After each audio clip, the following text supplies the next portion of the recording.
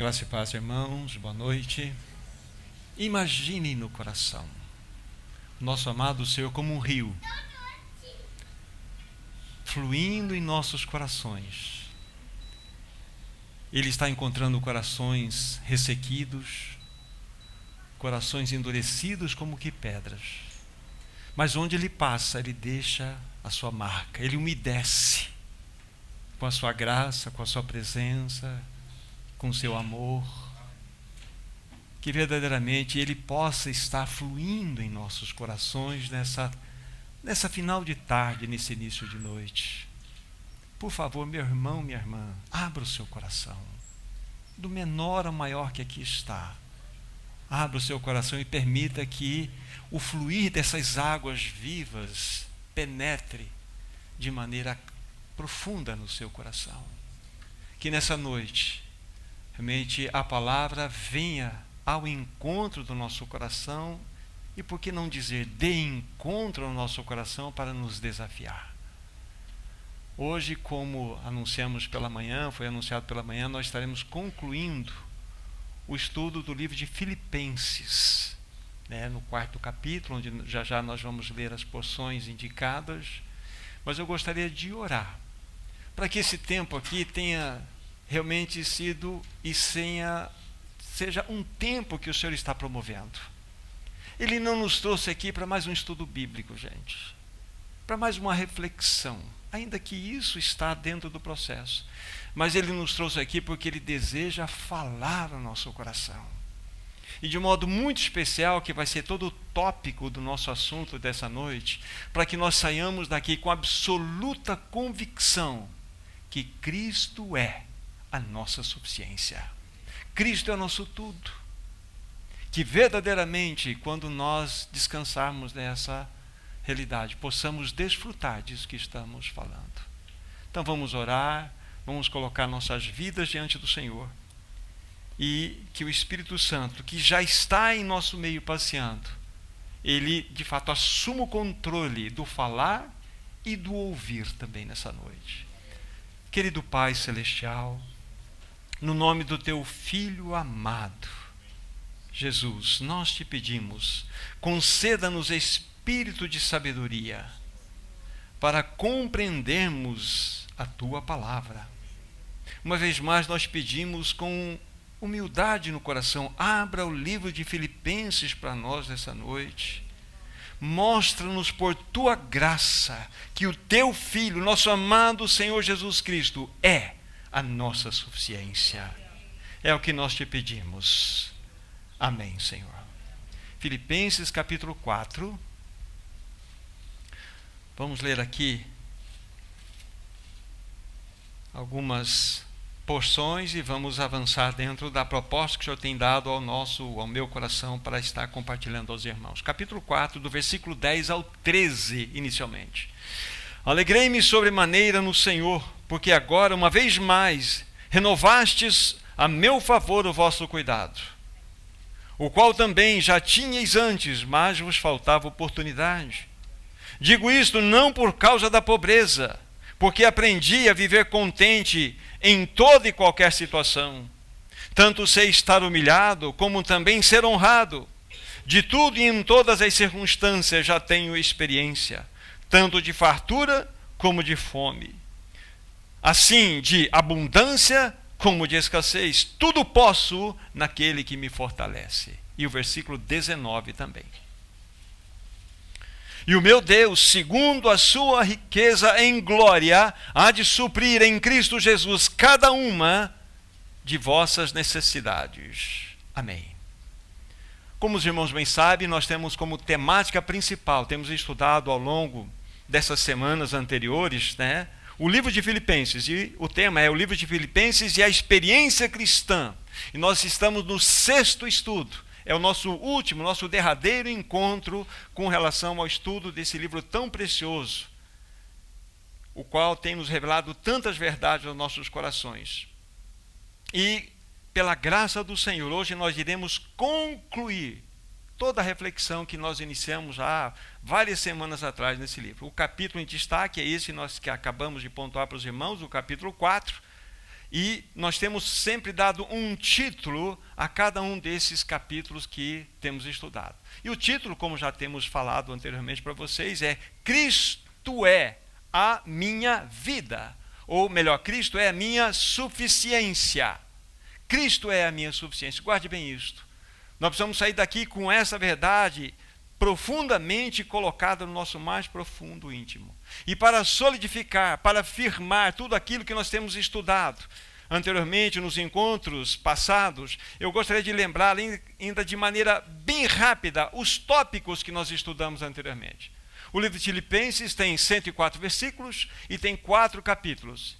E nós selecionamos, dentro desses 4 capítulos, um versículo. E para cada versículo nós demos um título. E em cima desse título nós trabalhamos. Vocês muito bem se lembram, aqueles que participaram, que quando nós olhamos para o capítulo 1, nós buscamos o versículo 21. E lá está escrito assim: para mim o viver é Cristo e o morrer é lucro. Então, para mim o viver é Cristo. E nós colocamos como título principal daquela reflexão na oportunidade que tivemos: Cristo é a minha vida. Tudo começa aqui. Tudo começa aqui. Cristo é a minha vida. Como disse, eu vou falar apenas e realçar alguns tópicos para vocês que nós falamos naquelas oportunidades anteriores. No capítulo 2, nós selecionamos o versículo 5. E lá no versículo 5 do capítulo 2, nós temos uma expressão que é a seguinte: tende em vós, na minha versão diz assim, o mesmo sentimento que houve também em Cristo Jesus. Mas a melhor versão não é sentimento, é pensamento ou mentalidade. Então, melhor traduzido seria: tende em vós a mesma mente ou a mentalidade que houve em Cristo Jesus. E dessa expressão nós tiramos o segundo título da reflexão que nós fizemos: Cristo é a minha mente. Vocês vão perceber que é uma montagem sequencial dada pelo Espírito, lógica e inteligente dada por ele. Primeiro começa Cristo sendo a minha vida. Agora, por ele ser a minha vida, ele precisa ser a minha mente. Eu preciso ter uma mentalidade conforme a vida que eu professo ter. E nós estudamos isso com bastante profundidade, penso que nos ajudou muito. Que o maior campo de batalha que existe na vida do cristão chama-se mente. Há uma batalha que está acontecendo, possivelmente, nesse momento, na mente de muitas pessoas aqui presentes. E nós tratamos isso com bastante fartura de textos, mostrando a importância de nós termos a mente de Cristo Jesus. Aí nós fomos para o capítulo 3 de Filipenses, onde nós selecionamos o versículo 14, onde nós tiramos um terceiro título quando nós buscamos ali. Mas lá, no versículo 14, está escrito assim: prossigo para o alvo, para o prêmio da soberana vocação de Deus que está em Cristo Jesus. Então, prossigo para o alvo. Vejam só a montagem que o Espírito Santo tem nos dado. E nós intitulamos, então, nesse capítulo, da seguinte forma, né? Cristo é o meu alvo. Então, vejam só, Cristo é minha vida, sim. Agora, Cristo é minha mente, sim. Agora, Cristo é o meu alvo. Vocês se lembram? Esse foi o nosso último encontro que nós tivemos. Nós detalhamos bastante coisas com vocês naquela oportunidade. Nós aprendemos que a vida cristã é muito mais do que um passeio num bosque. A vida cristã, na realidade, é uma corrida de obstáculos. Me lembro que eu me referi a um texto do livro de Hebreus que fala algo muito precioso para nós, né? Desembaraçando-nos de todo o peso e do pecado que tenazmente nos assedia. Corramos com perseverança a carreira que nos está proposta. Então, a vida cristã é uma carreira, ela demanda um alvo, demanda um prosseguir. Então vejam só como que o Senhor foi construindo para nós aqui a compreensão nessa perspectiva do livro de Filipenses. Cristo é o meu alvo. Minha vida, minha mente, meu alvo. Mas para finalizar, conforme nós já temos insistido com os irmãos, hoje nós vamos estudar a última sessão, que ela está descrita aqui no capítulo 4, onde nós lemos, e de modo especial seria o versículo 13, onde está escrito: tudo posso naquele que me fortalece. Aí nós tiramos um título, o qual vocês já sabem: Cristo é a minha suficiência. Olha que lindo, fechamos o quadro. Minha vida, minha mente, meu alvo, minha suficiência. É a beleza que nós temos visto e construído no livro de Filipenses. É algo realmente extremamente edificante. Coloque novamente os olhos, então, no capítulo 4. Agora, do versículo 11 ao 13, já lemos, mas eu quero jogar um pouco de luz sobre esse assunto agora, para nós avançarmos. Então, Paulo, quando ele está finalizando a sua carta, aqui, àqueles irmãos em Filipos, ele vai dizer: digo isso não por causa da pobreza, porque aprendi a viver contente todo em qualquer situação, conforme nós lemos. Todo em qualquer situação.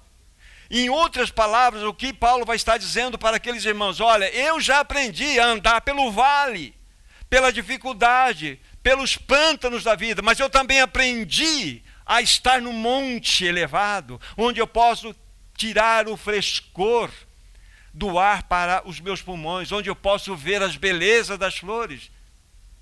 Paulo está dizendo isso em outras palavras: olha, eu aprendi a desfrutar dos pastos verdejantes que o Senhor tem dado diante de mim, mas eu aprendi também a andar pelo vale da sombra da morte. É isso que Paulo está nos ensinando aqui.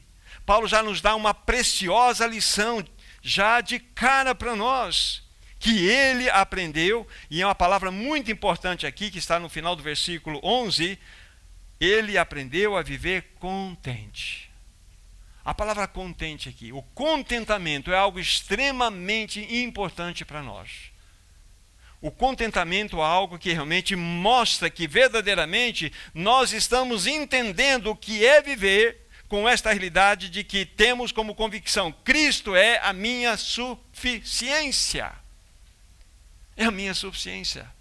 Agora eu vou pegar um texto que está em Hebreus, podem ir para Hebreus capítulo 13, por favor, e eu vou dizer para vocês com convicção que era exatamente este o sentimento que havia no coração do apóstolo Paulo.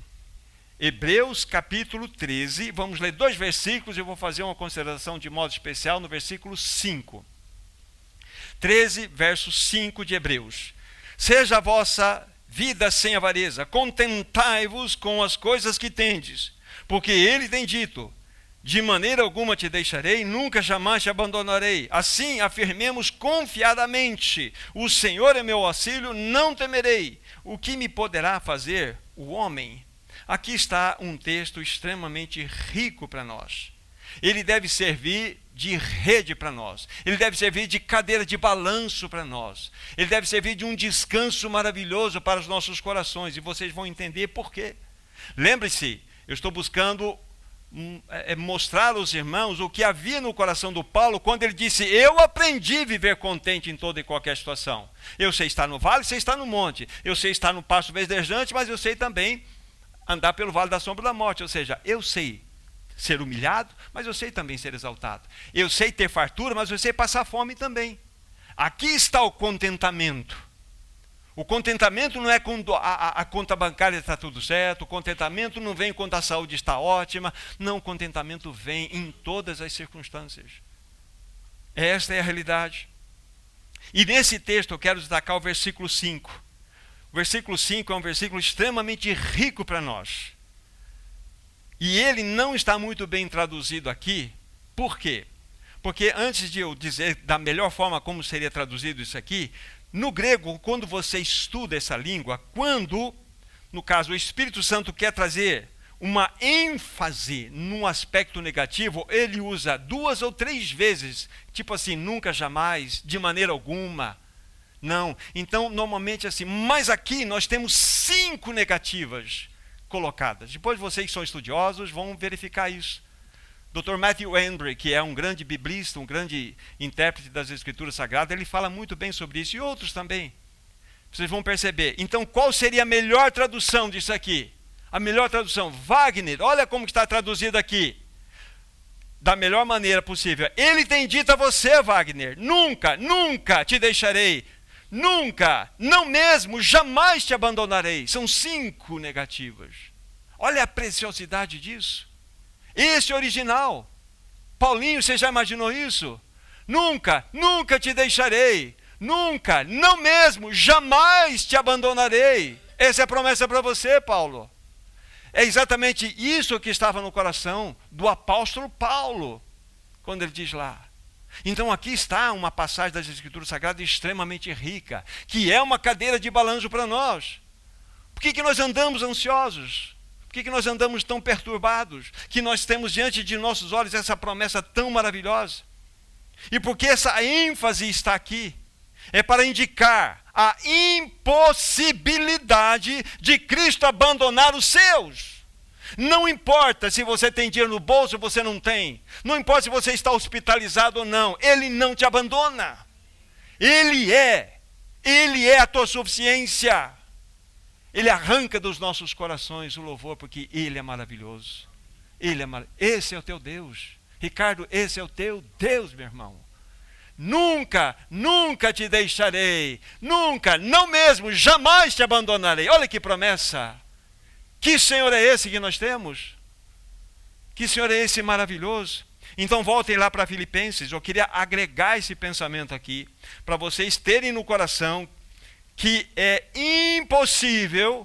Esse texto de Hebreus nos mostra a impossibilidade de Cristo abandonar os seus. Nele nós temos segurança, nele nós temos proteção, nele nós temos paz, nele nós temos esperança. Que Senhor é esse? É Ele que afofa o nosso travesseiro quando nós estamos na enfermidade. É Ele que cuida de nós. É Ele que está presente. Então Cristo é a nossa suficiência, irmãos. E essa palavra precisa ser carregada no nosso coração ao longo deste 2024. Para que sejamos sustentados por essa poderosa palavra. E só para encerrar o que eu estava falando de Hebreus, esse texto é único. Só tem ali, não tem mais em nenhuma outra parte do Novo Testamento 5 negativas, porque o Espírito Santo jogou o farol ali e deixou o registro. É exatamente da maneira como Paulo, então, ele está mostrando para nós o que nós estamos lendo aqui. Eu aprendi a viver contente em toda qualquer situação. Daniel, que experiência para nós. E eu falo, Senhor, estão tão longe disto. Nós somos tão almáticos, tão sintomáticos, tão circunstanciais, que nós movemos a temperatura do nosso humor conforme as coisas vão acontecendo. Mas Paulo não se movia dessa forma. Paulo sabia perfeitamente em quem ele cria. Paulo podia dizer, tudo posso naquele que me fortalece. Cristo é a minha suficiência. Tem isso como fundamento da sua jornada. Tem isso como certeza. Paulo nos ensina esse precioso segredo, queridos irmãos, a aprendermos a viver contente em toda e qualquer circunstância. Ele tinha a convicção de que Cristo era sua suficiência. Ele tinha. E o Senhor deseja que nós o tenhamos também, tenhamos essa convicção no coração. Cristo é o nosso tudo. Lembre-se, Paulo era um homem livre, cheio de descanso. Ele estava onde? Numa prisão. Tanto é que essa carta, a de Efésios, esta carta, Filipenses, e a de Colossenses e a Filemon, foram escritas pelo apóstolo Paulo quando ele ficou 2 anos numa prisão, é verdade, uma prisão domiciliar, mas em Roma, mas ele estava detido. Daí o Senhor abriu o coração e derramou tanta graça sobre ele, para que ele nos deixasse essas pérolas. Lembre-se, Paulo estava vindo de uma outra prisão em Cesareia de Filipos, que 2 anos ele cumpriu lá, mas 2 anos em Roma, 4 anos de prisão. Quando você estuda Filipenses, conhecida também como a Carta da Alegria, você não vê murmuração, você não vê nada em Paulo. Que homem é este? É um homem que aprendeu a viver contente em toda e qualquer circunstância. É um homem que tinha absoluta certeza de que nunca, nunca seria deixado, nunca, não mesmo, nunca seria abandonado. É isso que tem que estar no seu coração. É isso que deve movimentar o seu coração, meu irmão. É essa a realidade. Que Senhor é este que nós temos? Não importava a situação em que Paulo se encontrava, ele louvava ao Senhor. Quanto mais ele era exprimido, mais ele louvava o Senhor. Você quer se vingar de uma pétala de rosa? Então esmaga ela, esfrega nela, acaba com ela, aí cheira a sua palma da mão. Essa é a vingança de uma pétala de rosa. Agora, faz isso com a gente. O que nós vamos exalar? Porque ainda nós não aprendemos a viver contente em toda e qualquer circunstância. Nós somos pessoas cheias de direitos, Mas o Senhor deseja que nós aprendamos como o apóstolo Paulo. Irmãos e irmãs, é perfeitamente possível nós vivemos dessa forma, dizendo: Cristo é a minha suficiência. Gente, isso é muito mais profundo do que eu mesmo consigo experimentar e transmitir. Eu estou na mesma escola de vocês, desejoso de aprender o que significa depender da suficiência de Cristo. Levantar e agradecer ao Senhor pelo ar que respiro. Levantar e agradecer ao Senhor pela saúde. Levantar e agradecer ao Senhor pela família. Levantar e agradecer ao Senhor porque eu posso andar. Ou levantar e estar num leito de enfermidade. Agradeço ao Senhor porque eu posso expressar a minha fala de adoração a Ti. É assim. Cristo é a minha suficiência. Paulo louvava o Senhor em toda e qualquer circunstância. E é impressionante que quando a gente estuda a história do apóstolo Paulo, ele nunca buscou a se defender. Ele nunca buscou a razão do porquê ele estava enfrentando aquela situação. Ele não chegou, em nenhum momento a gente detecta nas suas prisões, em nenhum momento questionar o Senhor. Mas Senhor, por quê? Nenhum momento. Quanto mais ele era exprimido, mais graça saía de Paulo, saía dele. Ele não era um questionador. Paulo tinha absoluta certeza, sabe do que, meu irmão, minha irmã? Que ele não estava nas mãos dos judeus, ele não estava na mão dos romanos, e ele não estava nas mãos do acaso, ele não estava nas mãos das coisas que acontecem. Não. Ele estava nas mãos daquele que era a suficiência de sua vida. Você acha que a circunstância que você está enfrentando hoje foi um arranjo aí do inimigo? Não foi, não, foi o Senhor. É o Senhor arranjando as circunstâncias para você, para que você possa entender que Cristo é a tua suficiência. Tire os olhos da circunstância, olha para o Senhor. Olha para Paulo, 4 anos detido. Aí ele sai, só para completar um pouco da história, né? Ele sai, possivelmente ele vai escrever Tito e a primeira epístola de Timóteo. Na sequência ele é preso de novo, aí agora pelo mando do Império Romano, acusado, né, com outros de ter sido um dos mandantes daquele fogo terrível que aconteceu em Roma. Ele é levado para Mamertina, um calabouço lá em Roma. E lá, então, ele vive seus últimos momentos. Escreve umas cartas mais lindas do meu coração, que é 2 Timóteo. É impossível ler 2 Timóteo e não chorar, quando você lê no Espírito. Você quer conhecer Cristo? Olha para Paulo. Paulo estava nos seus últimos momentos, sendo esmagado, sendo deixado. Dema, tendo amado o presente século, me abandonou. Alexandre Latoeiro me causou grandes males. Na minha primeira defesa, ninguém foi a meu favor. Senhor, não coloque isso em conta, porque o Senhor era comigo. Que homem é este? Que Cristo era esse que habitava no seu coração? Cristo era a suficiência de Paulo. Não precisa muito para tirar a nossa paz, na verdade. É só uma criança chorar. É só a gente se irritar um pouquinho. Onde está a realidade de que Cristo é a nossa suficiência, irmãos? Como eu preciso aprender, como nós precisamos aprender. Paulo sabia muito bem que o viver cristão sempre necessariamente será um viver paradoxal. Você sabe o que significa paradoxal? É uma aparente contradição. Deixa eu pegar um exemplo para vocês. Vocês abram comigo em 2 Coríntios, capítulo 6. Depois a gente volta aqui. 2 Coríntios, capítulo 6. Vou te mostrar para você, através dessa leitura, para os irmãos, o que significa a vida paradoxal. 2 Coríntios 6, 8 a 10. Por honra e por desonra, por infâmia e por boa fama, como enganadores, sendo verdadeiros, como desconhecidos, entretanto bem conhecidos, como se estivéssemos morrendo, contudo eis que vivemos, como que castigados, porém não mortos. Agora, o versículo 10 em especial, os demais falaram, mas agora com muita luz para vocês. Entristecidos, mas sempre alegres. Pobres, mas enriquecendo a muitos. Nada tendo, mas possuindo a todos. Isso é paradoxo. Como que eu posso fazer essas duas palavras combinarem? Entristecidos, mas sempre alegres. Esse conflito não aparece. Então é um aparente conflito. Como sendo pobre, vou enriquecer a muitos?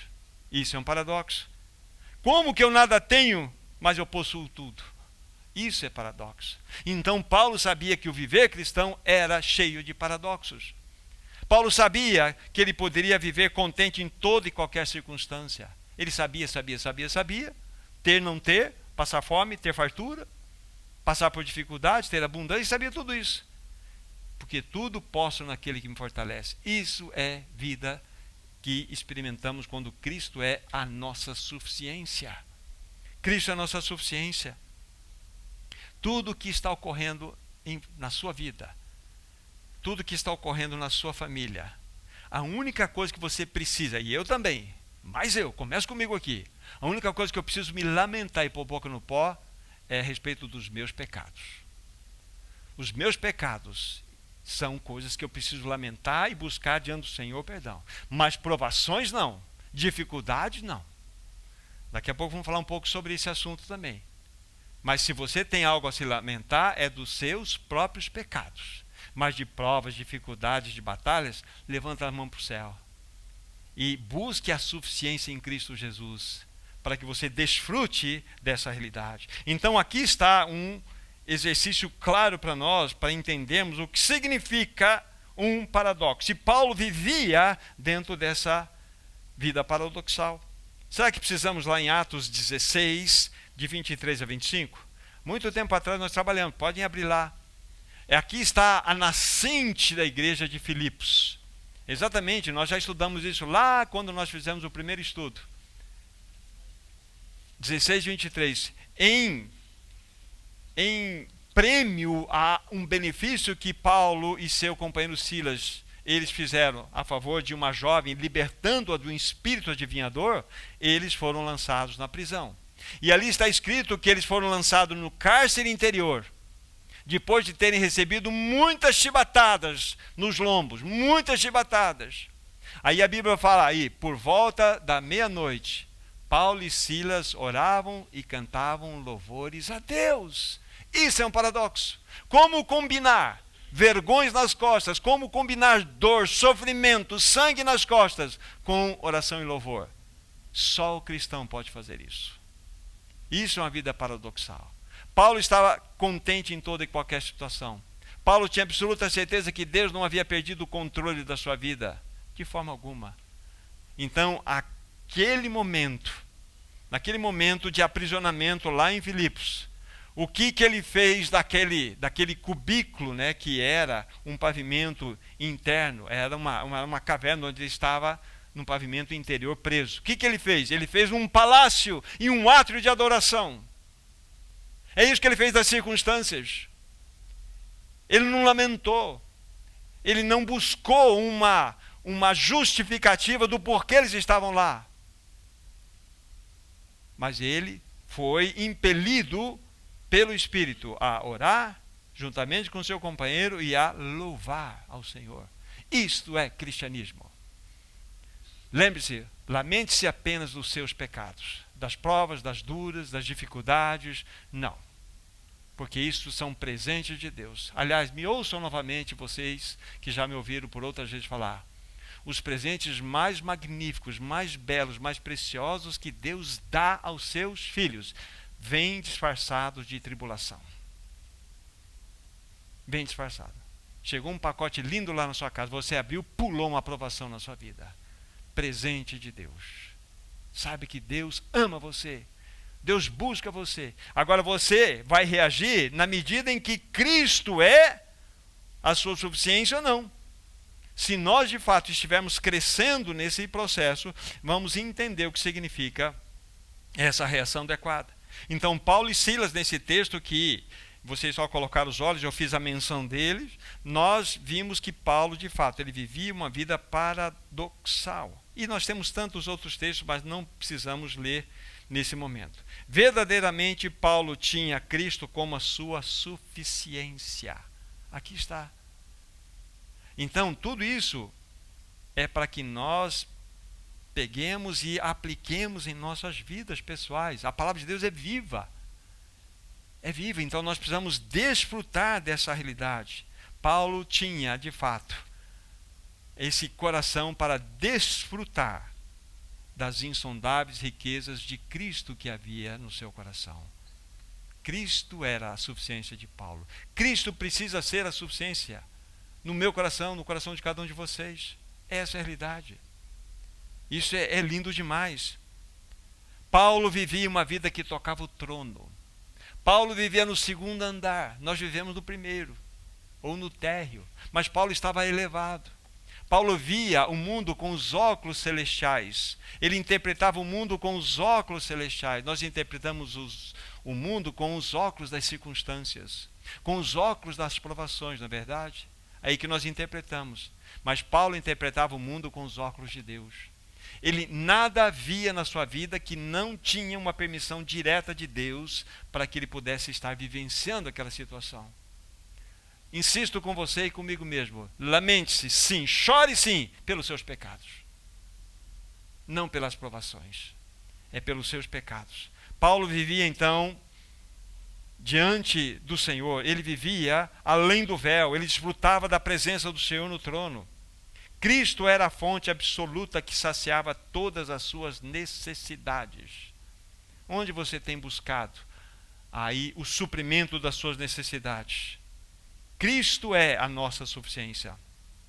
Cristo é a nossa plena suficiência. Assim como Paulo desfrutou dessa suficiência, nós somos convidados a desfrutar também dessa suficiência. Isso é lindo demais. Agora, para que nós possamos, eu vou falar finalizar, porque nós vamos entrar dentro de um contexto da apresentação de 7 evidências que mostram para nós, que revelam para nós que temos Cristo como suficiente em nossas vidas. 7. E tudo, a volta é para Filipenses, por gentileza, do capítulo 4, e nós vamos buscar essas 7 evidências. Uma nós falamos, que ela não será contabilizada nessas 7, mas de certa forma nós já apresentamos a questão do contentamento. Do contentamento. É aquela história, nunca te deixarei, nunca, não mesmo, jamais te abandonarei. Essa é a realidade que nós aprendemos ali na primeira lição do apóstolo Paulo, quando nós consideramos aquele texto. Agora vamos pegar 7 outras, evidências que mostram para nós que verdadeiramente Cristo está, de fato, tornando-se, vou colocar assim de maneira mais branda, nossa suficiência. Porque estamos numa escola, tornando nossa suficiência. Então, Filipenses 4, versículo 4, é a primeira evidência. Há outras que poderíamos sacar, mas peguei essas aqui. 4:4. Alegrai-vos sempre no Senhor, outra vez digo, alegrai-vos. Irmãos, quando nós começamos a desfrutar da suficiência de Cristo, necessariamente nos tornamos pessoas alegres, felizes. Isso é um fato. Isso é um fato. O pecado nos faz pessoas tristes. Não significa que nós não choramos, não significa que nós não temos dor e sofrimento que nós padecemos, não significa. Mas o fato é que o pecado nos faz pessoas tristes. Há muitos anos atrás, não vou ter referência, eu li um livro, eu sabia que era, eu sei que era sobre família, mas não notei, mas gravou. Também não sei como ele conseguiu essas informações, mas vou passar para vocês. Parece que faz sentido. Ele fez uma análise dentro do aspecto da vida dos ocidentais, e chegou à seguinte conclusão. 60% das pessoas são tristes, 35% das pessoas são indiferentes e apenas 5% são pessoas tidas como felizes. Essa é uma realidade. 60 tristes, 35 indiferentes e 5% apenas se consideraram pessoas alegres, felizes. É algo, pelo menos, se essas cifras aí estão meia torta, não importa, mas o fato é que essa é uma realidade. E é inadmissível nós, como povo de Deus, fazemos parte desse tipo de pesquisa. Irmãos, irmã, você tem Cristo habitando no seu coração. Você tem aquele que é o alegre, com A maiúsculo, habitando no seu coração. Então você necessariamente tem que ser uma pessoa feliz. Não é sem provações, mas uma pessoa feliz. Porque Ele habita em você. Como disse, o que devemos lamentar está relacionado com os próprios pecados. Pecado nos faz pessoas tristes, as provações nos moldam. As provações servem para moldar o nosso caráter igual ao caráter de Cristo. Essa é a diferença de pecado e de provação. A provação tem a finalidade para que o Caio seja mais e mais formado ou conformado à imagem de Cristo. Essa é a provação. Se o Caio vai chorar, se lamentar e pôr a boca no pó e clamar a Deus, é quando o pecado toma conta da vida dele. Isso é motivo de lamento. Mas provação não. Provação é para que nós possamos nos tornar mais parecidos com Cristo. Irmão, nós fomos chamados para que nós expressemos a alegria. A alegria é uma dádiva do Senhor e é uma marca do reino.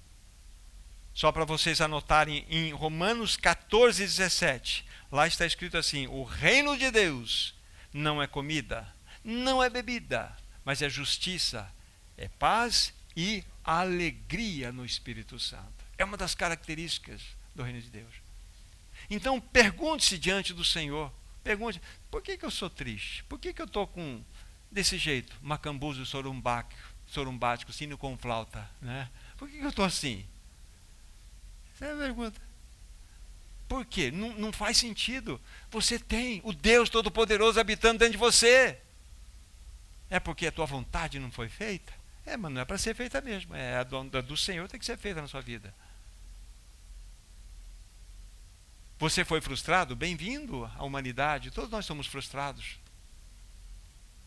Mas o fato é que nós fomos chamados para manifestar uma alegria que não é nossa. Por isso que Paulo, na ousadia do Espírito, disse: alegrai-vos sempre no Senhor. Outra vez digo, alegrai-vos. A fonte da alegria do apóstolo Paulo não é nas circunstâncias adequadamente planejadas a seu favor. A alegria de Paulo, em todas as realidades, provinha do alto. Cristo era a fonte da alegria de Paulo. Qual é a fonte da sua alegria? Eu já vi comigo mesmo. Quando eu tiro os olhos do Senhor e olho ao meu redor as circunstâncias, a gente já fica com o senho caído. Porque as situações não estão ocorrendo conforme nós queremos que assim fosse. Olhe para o Senhor. Olhe para Ele. Então a primeira evidência, a primeira marca daquele irmã que está avançando nessa realidade de Cristo ser a total suficiência em sua vida é a alegria. A alegria. Há muitas outras coisas que poderiam ser ditas, mas vamos avançar. A segunda evidência, aí no versículo 5, capítulo 4 de Filipenses. Seja a vossa moderação conhecida de todos os homens, perto está o Senhor. Essa palavra moderação aqui é uma palavra muito significativa. Quando você vai buscar um pouco de ajuda, e a gente tem que sentar em ombros de irmãos que enxergaram mais longe, é o que devemos fazer, né? Só Cristo é original. Né? Nós estamos sempre nos ombros dos outros para enxergar um pouco mais longe. Graças ao Senhor por esses irmãos que enxergaram mais longe. Mas um irmão que também é um biblista, Moody, ele traduz essa palavra, ele fala que a palavra moderação aqui pode ser muito bem traduzida como equidade. E a palavra equidade significa o quê? Uma prontidão em dar ouvidos. É uma docilidade que não revida. É uma pessoa dócil que não revida. Isso está falando o quê? Que nós não devemos ser pessoas reativas e nem rígidas. Como que nós sofremos, queridos irmãos e irmãs, com a nossa própria rigidez? Pessoas rígidas sofrem demais. Sofrem demais. O Senhor quer que nós tiremos essa rigidez do nosso costado. Tiremos, de nós essas realidades reativas. Todos nós aqui, somos reprovados. Em menor ou maior grau, somos reprovados. Por isso que todos nós estamos numa mesma escola, buscando a suficiência de Cristo Jesus, para que nós possamos ser estes que têm uma vida de equidade adequada, que nós tenhamos a prontidão em ouvir o que as pessoas falam, que não sejamos aqueles que se tornam professores de vida dos outros. Você abriu a boca, já vem uma lição, professor de vida. Não, não. Ouça. Tenha coração para ouvir. Então, podemos dizer que nessa segunda evidência, nessa segunda marca, né, a moderação é importante. Primeiro, a alegria. Segundo, a moderação ou equidade, se assim você preferir. Mas vamos para a terceira marca ou evidência. Versículo 6. Não andeis ansiosos de coisa alguma, em tudo, porém, sejam conhecidas diante de Deus as vossas petições pela oração, pela súplica, com ações de graças. Aqui está. Já vou dar como que podemos destacar aqui a vitória sobre a ansiedade. A vitória sobre a ansiedade. É impossível que nós não recebamos a picada da ansiedade. Não tem ninguém aqui que pode dizer, eu nunca fui picado pela ansiedade. Mentira. Nós somos picados pela ansiedade. Pedro fala assim, lançando sobre ele toda a vossa ansiedade. Se nós vamos lançar, porque está em nós, né? A questão é nós recebermos as ansiedades e tentarmos resolver. É atravessar uma ponte sem chegar nela. Ansiedade é como uma cadeira de balanço. Balança e não sai do lugar. Essa é a ansiedade. Você balança para lá, balança para cá, você nunca sai do lugar. A ansiedade, ela consome a vida do cristão. E para que nós possamos desfrutar de uma vida suficiente em Cristo Jesus, nós precisamos ter vitória sobre a ansiedade. Deixem um dedinho aqui, vão lá para Mateus capítulo 6, eu quero fazer uma rápida consideração de algo importante para vocês. Mateus capítulo 6, do versículo 25 até o 34, nós temos todo o contexto ali, que tem como finalidade, né, um ensino do Senhor Jesus a respeito exatamente desse assunto que estamos pontuando aqui, de não andarmos ansiosos. Ele vai dizer no versículo 25, não andeis, ou por isso vos digo, não andeis ansiosos pela vossa vida, quanto ao que é vez de comer ou beber, ou pelo vosso corpo, quanto ao que é vez de vestir. Não é a vida mais do que o alimento e o corpo mais do que as vestes. Depois vamos falar dos exemplos sequenciais. Lá na frente ele vai mostrar onde deve estar o nosso foco. Primeiro, o nosso foco não deve estar aqui, dentro dessa realidade que ele colocou aqui. Não, ansiedade sobre o que vai comer, o que vai beber, ou pelo corpo que vamos vestir. Ele falou que não é o nosso foco, não são necessidades. Coloque essa palavra no seu coração. O foco que Jesus está mostrando aqui não são nossas necessidades. Aí no versículo 33 ele vai dizer qual é o nosso foco. 33. Buscai, pois, em primeiro lugar o seu reino e a sua justiça, né? O reino de Deus, a sua justiça, e estas coisas ou necessidades serão acrescentadas. Então, Jesus está nos mostrando primeiramente que o nosso foco não deve estar em necessidades, sejam quais forem, mas que o nosso foco deve estar num propósito, buscar o reino de Deus. Estamos juntos? Aí vamos falar dos exemplos. Aí ele vai dar dois exemplos aqui, que é o versículo 26, o primeiro.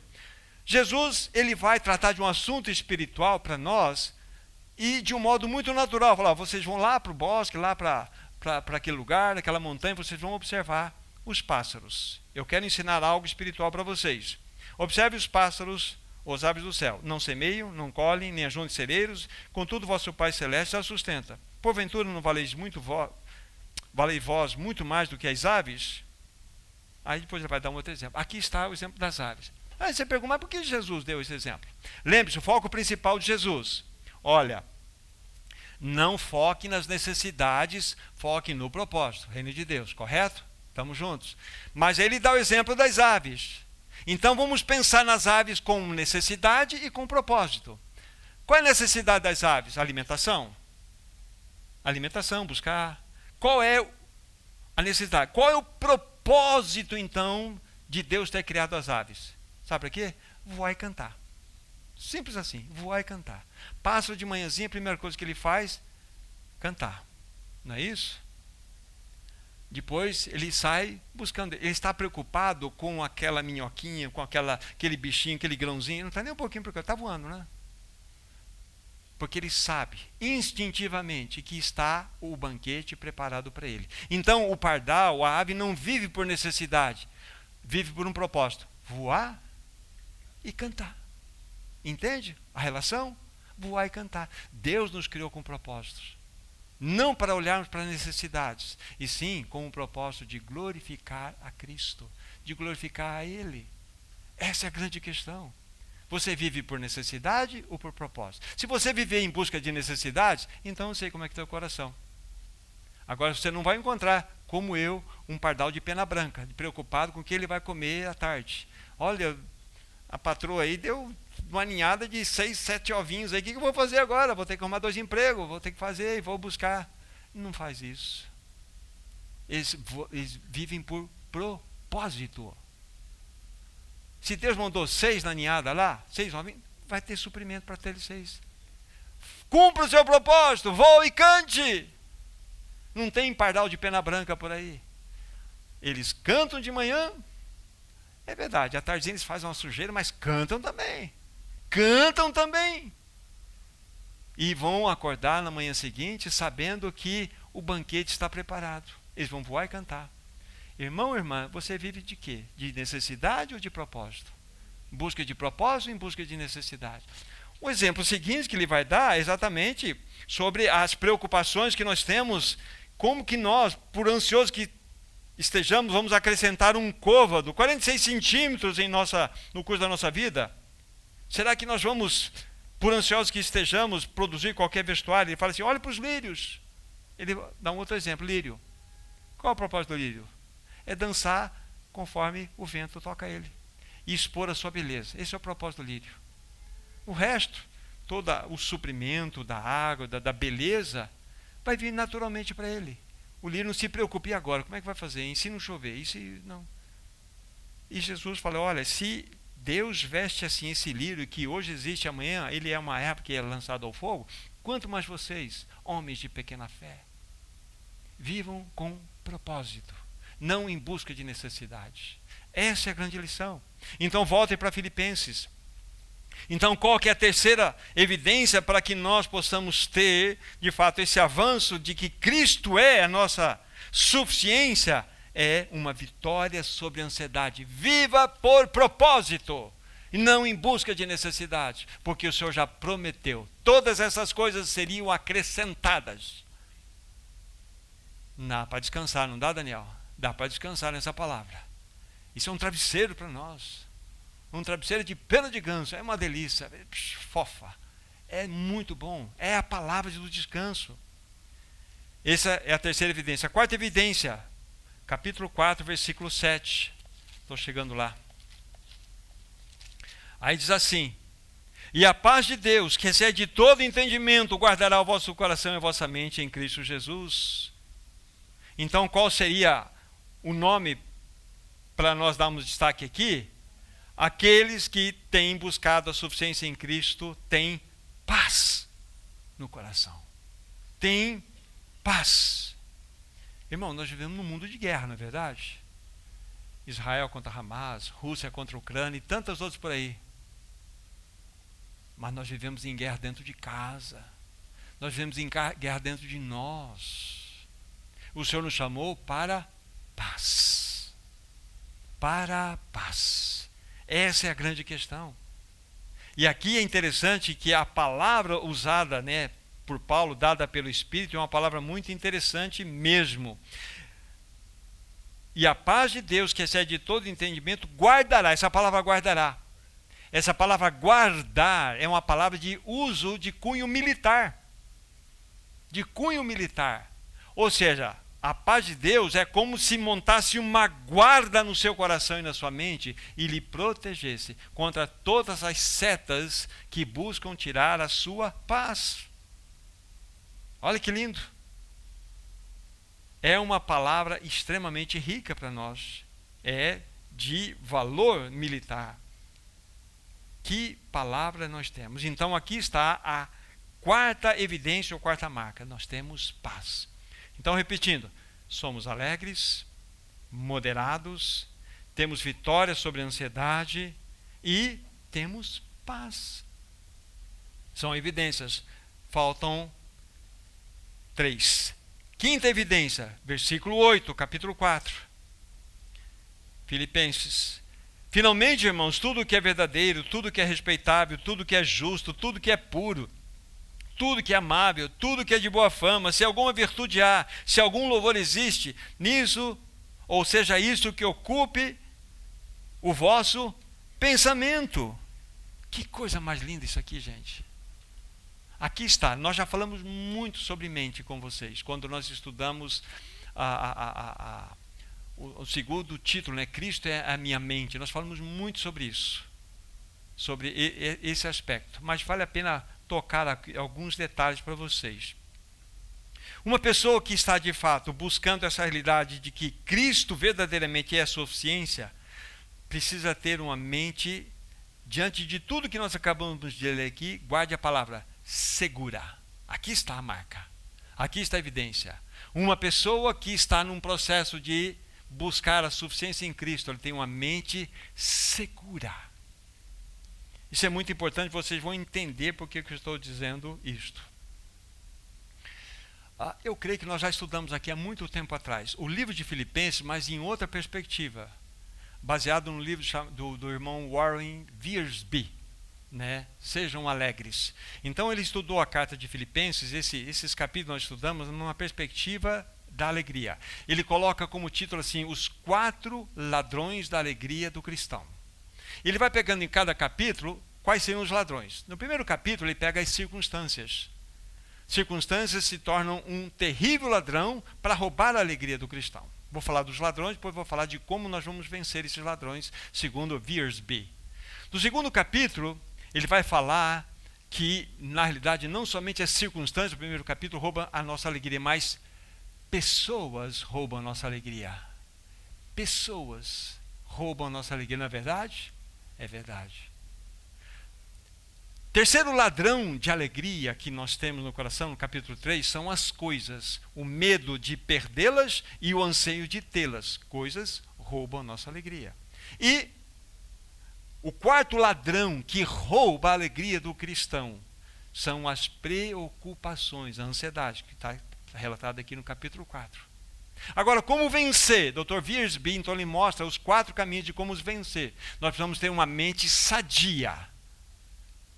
Ele vai fazer uma análise que aparece a palavra alegria aqui no livro de Filipenses em torno de 15 vezes. Estou dando por alto aqui, 15 vezes a palavra alegria e as suas variações. E a palavra mente e as suas variações também aparecem em torno de 10 vezes. Então, analisando dessa forma, ele entendeu que o Espírito Santo tinha algumas lições para nós. Então, como vencer o primeiro ladrão, que seriam as circunstâncias, capítulo 1? Devemos ter uma mente integral. Como eu venço as circunstâncias, eu tenho que ter uma mente integral, não dividida, não esquizofrênica, não dividida, mente inteira. Um olhar de pombo, um olhar que foca em imagem uma por uma. É assim que a pomba vê. A pomba só vê a imagem uma por uma quando ela vai mudando a posição da sua cabeça. É assim que deve ser o cristão. É assim que Cristo era. Ele foca particularmente a cada imagem, a cada instante. Então devemos ter uma mente integral. Para vencermos o segundo ladrão da alegria, que são as pessoas, devemos ter uma mente submissa a Cristo. Quando você tem a mente submissa a Cristo, não tem ladrão que possa suportar isto. Mente submissa. No terceiro capítulo, falam do terceiro ladrão, que seriam as coisas. Devemos ter uma mente espiritual. Porque o que rouba a alegria de muitos cristãos exatamente é o medo de perder e o anseio de possuir. Então, quando você é transportado dessa realidade e você tem uma mente espiritual conectada com o alto, você tem vitória. E por fim, o quarto ladrão seria as preocupações ou a ansiedade. Devemos ter, conforme nós estamos intitulando aqui, uma mente segura. Quando você tem uma mente segura em Cristo Jesus, você tem vitória sobre isto. Então aqui está, né, nessa pequena exposição para vocês aqui, o valor dessa evidência para nós.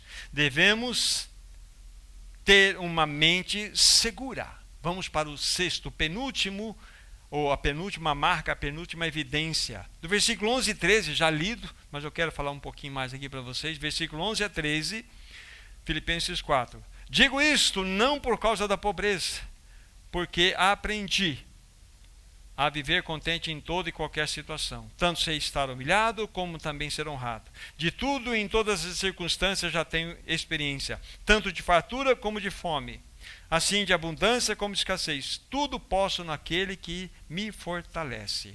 Aqui está. Então, como vamos intitular aqui, para dar um destaque para vocês, para que nós tenhamos, de fato, a experiência de Cristo como a nossa suficiência. Vamos intitular aqui, podemos dizer, o cristão vive acima das circunstâncias. Paulo vivia acima das circunstâncias. Falei para vocês que ele vivia no segundo andar. Então, nada tirava a paz. Lembre-se, o cristão não deve viver de circunstâncias boas. O cristão pode viver de circunstâncias boas também? Não. E nem de circunstâncias ruins.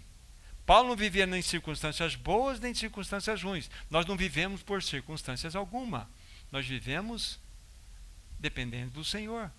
Nós vivemos completamente olhando para o Senhor. Acima de todas as circunstâncias. Devemos ser governados pelo céu. Devemos ser governados pela pátria celestial. É importante que a gente aprenda assim.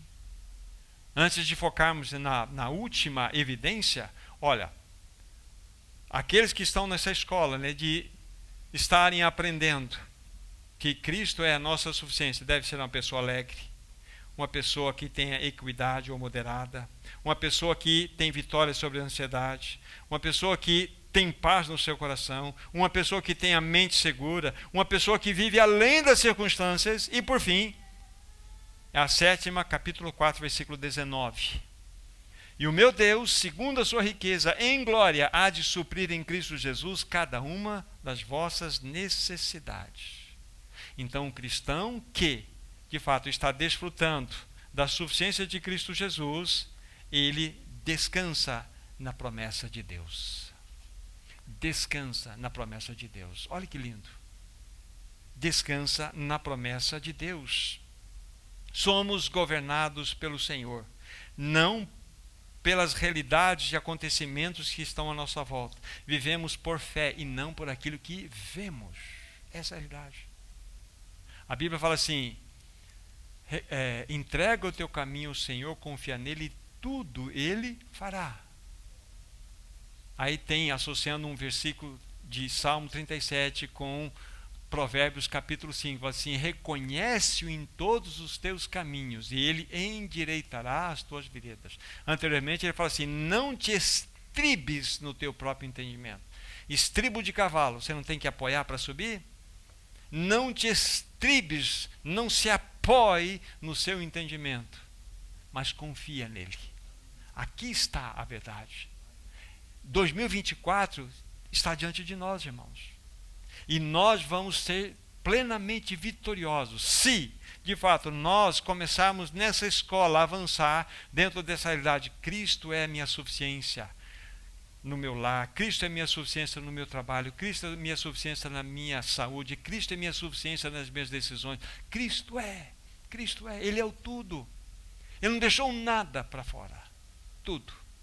O que Ele quer de você e de mim é o coração. Dá-me, filho meu, o teu coração. Quando nós assim experimentamos essa realidade, nós vamos desfrutar de uma profunda paz. Então, irmãos, encontram-se aqui nessas 7 evidências, aquilo que mostram claramente para nós que de fato estamos numa escola de que Cristo verdadeiramente, falando no plural, que é a nossa suficiência. Irmão, nós não podemos perder de vista isto. Que o Senhor nos ajude a avançar. Então, dessa forma, queridos irmãos, lógico, de uma maneira como foi colocada dentro dessa proposta, nós concluímos o estudo do livro de Filipenses. Eu tenho certeza que o Senhor pode acrescentar muito ao seu coração. Continue lendo Filipenses. Lembre-se que eu falei para vocês, para que o livro comece a conversar com você, precisa ler pelo menos 30 vezes, para que você comece a interagir com o livro, o Espírito comece a mostrar o seu coração. Então é importante que a leitura da palavra de Deus seja uma marca distinta no seu coração durante esse ano que começa agora. Pegue isso como propósito, como objetivo, para que essas verdades possam penetrar de modo profundo no coração de vocês. Antes de nós orarmos, permitindo o Senhor, nós vamos estudar o livro de Colossenses. Nós vamos estudar, porque nós vamos estudar as cartas da prisão, já vimos Efésios por 2 vezes, vimos Filipenses, vamos estudar Colossenses, Deus permitindo, e Filemon. E Deus permitindo assim.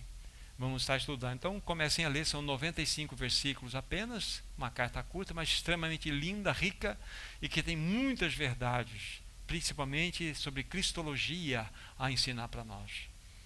Então vamos orar, vamos agradecer ao Senhor.